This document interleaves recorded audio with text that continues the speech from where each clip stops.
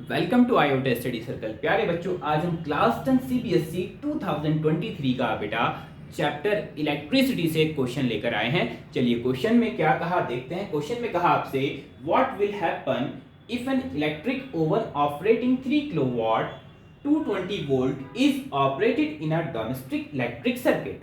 तो क्वेश्चन में कहा आपसे अगर हम एक इलेक्ट्रिक ओवन को जिसकी रेटिंग गिवन है आपको बेटा 3 किलोवाट 220 वोल्ट, उसको अगर हम एक डोमेस्टिक इलेक्ट्रिक सर्किट के साथ ऑपरेट करते हैं तो क्या होगा। पहले इतनी बात सॉल्व करते हैं। तो पावर गिवन है बेटा आपको इस इलेक्ट्रिक ओवन की कितनी है बेटा 3 किलोवाट यानी 3000 वाट का अपने पास क्या है एक इलेक्ट्रिक ओवन है और उसको डोमेस्टिक इलेक्ट्रिक सर्किट से हम ऑपरेट करा रहे हैं। डोमेस्टिक इलेक्ट्रिक सर्किट का मतलब होता है जिसका पोटेंशियल डिफरेंस कितना हो 220 वोल्ट, यानी 220 वोल्ट से हम उसको ऑपरेट करा रहे हैं। तो क्या होगा अगर हम 3000 वाट वाले इलेक्ट्रिक ओवन को 220 वोल्ट से ऑपरेट कराते हैं तो सर्किट के अंदर क्या फ्लो होगा, करंट फ्लो होगा। क्या हम करंट की वैल्यू निकाल सकते हैं? यस। तो बेटा करंट की वैल्यू सबसे पहले आप निकालिएगा। तो पावर का फार्मूला हम जानते हैं V इंटू आई। तो पावर आपके पास गिवन है 3000 वाट, पोटेंशियल डिफरेंस 220 वोल्ट, करंट आपको फाइंड आउट करना है। तो बेटा आई को सब्जेक्ट बनाएंगे 220 डिवाइड में पहुंच जाएगा 3000 की। तो 3000 डिवाइडेड बाय 220, 0 से 0 कैंसिल आउट, तो आएगा आपके पास 300 डिवाइडेड बाय 22, 22 से बेटा 300 को डिवाइड करेंगे तो आपके पास आएगा 30.6 एम्पियर। तो बेटा सर्किट से कितना करंट फ्लो होगा अगर हम 3000 वाट वाले इलेक्ट्रिक ओवन को 220 वोल्ट वाले डोमेस्टिक इलेक्ट्रिक सर्किट से ऑपरेट कराते हैं तो सर्किट के अंदर से कितना करंट फ्लो होगा 13.6 एम्पियर करंट फ्लो होगा। अब आगे चलते हैं।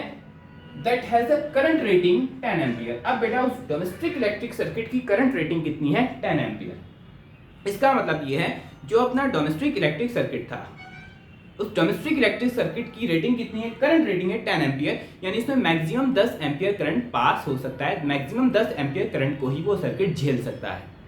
ठीक है, अगर 10 एम्पियर से करंट ज्यादा फ्लो होगा उस सर्किट के अंदर से तो होगा क्या, according to Joule's law of heating effect of electric current ज्यादा होगा तो बेटा हीट ज्यादा जनरेट होगी। हीट ज्यादा जनरेट होने की वजह से आपका जो डोमेस्टिक इलेक्ट्रिक सर्किट है वो क्या हो सकता है, मेल्ट हो सकता है। अगर आपका सर्किट मेल्ट हो जाएगा तो आपका बेटा जो इलेक्ट्रिक ओवन है वो फंक्शन नहीं करेगा, वो फंक्शन परफॉर्म करना बंद कर देगा। क्लियर? तो आप देख सकते हैं आपसे पूछा क्या है, give reason to justify your answer. तो आपको रीजन देना है ना, आंसर को जस्टिफाई करने के लिए।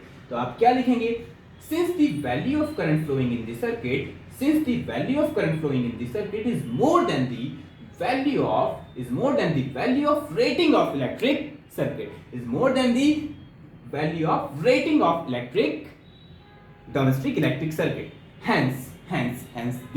hence the circuit may get melt, hence the circuit may get melt, जिसकी वजह से बेटा सर्किट आपका मेल्ट हो सकता है।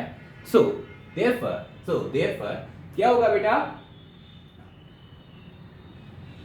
Electric oven will not perform function. Clear बेटा? तो आपका इलेक्ट्रिक ओवन फंक्शन परफॉर्म नहीं करेगा। तो बेटा अगर आपको इस क्वेश्चन में कोई भी डाउट है आप लोग कमेंट सेक्शन में डाउट पूछ सकते हैं। All the very best, thank you.